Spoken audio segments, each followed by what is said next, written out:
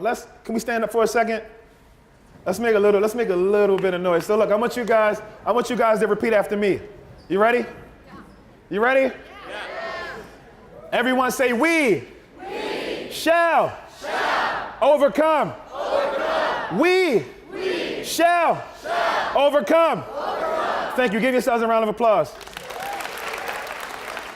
What's the biggest misrepresentation that you've seen in books, in media, on television of that experience? You grow up and you never ever see, you don't really get to see people like you represented in books and television. Like you see black people, but they not black people like you. You know what I mean? There's a lot of people outside of communities like mine who don't see a lot of value in my community for whatever reason. So you think about that. And then you know how you get treated by the world. You know how you get treated by huge segments of white America. So why would you think they would want to read something that you wrote? Welcome back. The eyes of the world have been on Baltimore this week, and the dramatic scenes as thousands took to the streets to vent their anger over the death of Freddie Gray. But as we've been discussing, the city's problems have deep roots that go back decades. An op-ed for the New York Times this week caught our eye.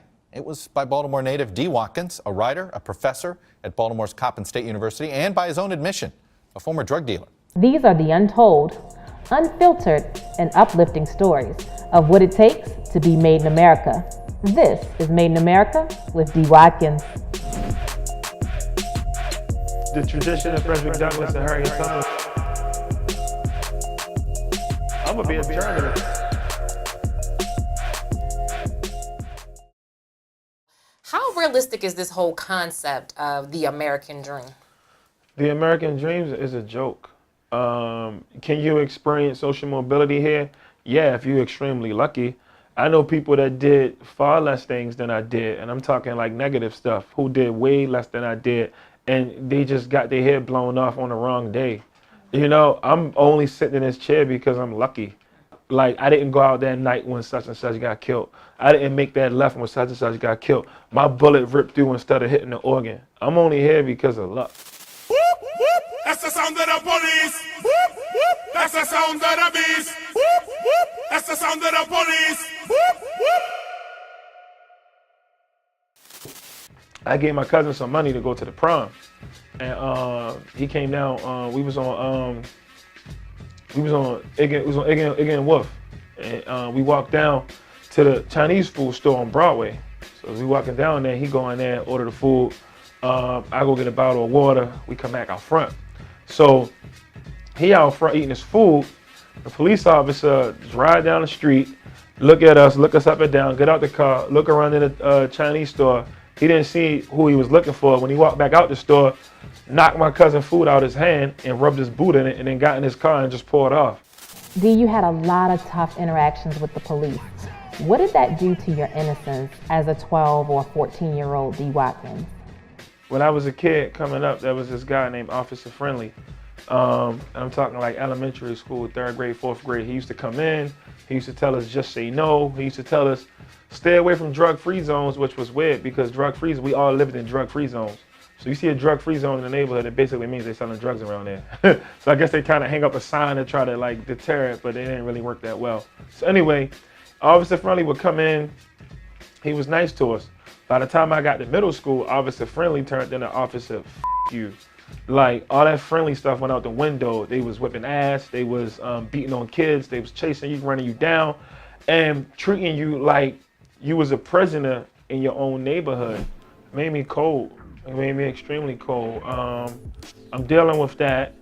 And then I'm in an environment where you don't, hypermasculinity is like a real thing. So it's like you can't really convey those feelings in a way. Like, nobody's gonna embrace you and try to like help you heal through that.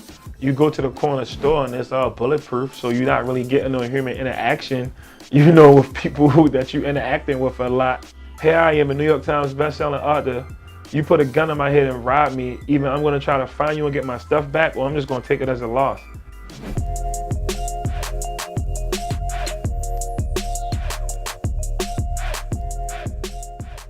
When did you first fall in love with reading? Nothing's on the television when you're in a hospital or suffer, like they play like this show called like Mama Family, about this lady with her family. You know what I'm talking about? And like the Wonder Years, like this is what comes on in the hospital in Matlock. Like my grandmother used to always like Matlock. Matlock used to come on. So, you know, it wasn't nothing to watch on TV. And like I said, I wasn't a reader. I was still like a semi-knucklehead, half a street guy trying to figure this life stuff out. So I fall asleep. Wake up the next day, she left the book on the table. So I got it. And I read the whole thing in maybe like 2 days, maybe 2-3 days, which was fast for me because like, I mean, now I can probably do like, you know, between like 300 and 600 pages in a day now, because like now I'm all the way in. But back then, you know, 50 pages was a stretch. So I finished this whole book and was like, yo, what else she write? Like I didn't know you can write that. And from that experience, I started reading. So Coldest Winter Ever turned into like Clockers by like Richard Price and stuff like that. And then I had dudes like him reference people like, you know, Belrose and the Beatniks and the Beat Poets, and I started reading that stuff. And then I hear them talk about people like Dostoevsky, and you know, now I'm reading classics, and then I'm going back and I'm like wondering like where does Toni Morrison get her imagination from, and how does James Baldwin craft sentences so well, like, and I'm really into it. And I'm reading stuff on how historians actually put their books together, and I'm like, wow, one of the major primary sources is newspapers. So if you're telling me 200 years from now, somebody's gonna dig up these old articles on East Baltimore, and it's gonna be full of lies, you're gonna be lying to the kids and the people. So at that point, I was like, yo, you know what? I'm gonna be a journalist. I don't know how I'm gonna do it. I don't know how I'm gonna get in there, but I'm gonna figure it out. In the past, you had a lot of fear when it came to writing. What was that all about? It took a lot for me to call myself a writer. It took a lot for me to call myself an artist, because when I was growing up, I didn't know any writers or artists. I didn't know anybody that did anything but so dope or work for the city. These people not walking around my neighborhood, and I don't have any examples of, you know, to say, oh yeah, that dude's a writer, he's from Baltimore. Like, even as a professional, some big name writers from Baltimore, they don't even talk to like kids or young people. With the amount of success that I've had, I try my best to be accessible, to be a mentor, to show love, to read people's drafts, to give blurbs on their projects. Tell me about how it felt when you learned that you were a New York Times bestseller. I hit Brandy up and was like, yo, what's happening? And she was like, you a New York Times bestseller. And I was like, what are you talking about? And she was like, no, you on the New York Times bestseller list. I said, no, I'm not. She said, no, you really is. I said, no, I'm not. She said, look at your phone. So I looked at my phone and I hit the link, and I'm like, damn, that's crazy. Like, I didn't even know. And then she said, yo, you know what's crazy? I said, what? She said, well, the B-side hit it too a couple of months ago, your first book. And I said, but nobody told me. She was like, I guess you work too much. Like, I wasn't looking at it. I'm trying to, you know, do my job, and you doing your job, and you writing and putting stuff out. And, you know, the whole time it's getting to people, and it blew, like I said, it blew my mind. I was really happy. It wasn't a goal. Like, you know, the goal was to get the book into schools and get a chance to work with kids in schools. That was the goal. So that was just like, that was like icing on a cake that I never even imagined I would be able to get close to. Constantly getting validated by different people from different walks of life. I don't know, you just, you know, it gives you confidence. Like, it gives you the confidence, like, wow, if I can, you know, get through these people who know nothing about me, imagine what I can do for people that look like me. How realistic is the American dream? Okay, so we talk about the American dream, but then we also need to talk about social reproduction, where we have systems in place to make sure certain people don't get that dream. For capitalism to exist, you must have a permanent underclass. To create a permanent underclass, we must make sure that little kids aren't reading. We must make sure that schools aren't clean and full of technology. We must make sure that they got to travel 6 miles to get an apple. We must make sure that their police officers in that neighborhood are over-militarized, locking people up for any and everything just to get their numbers right. You know, we got to deal with all of these hurdles before you even really get a chance to start thinking about what that dream looked like. You got to think about surviving. So you're not even trying to, you know, college and things like that wasn't a reality to me coming up, because I didn't know anybody that did that. So to even think about, you know, obtaining the American dream through the, you know, the traditional way people do it, it's not a reality for a lot of kids.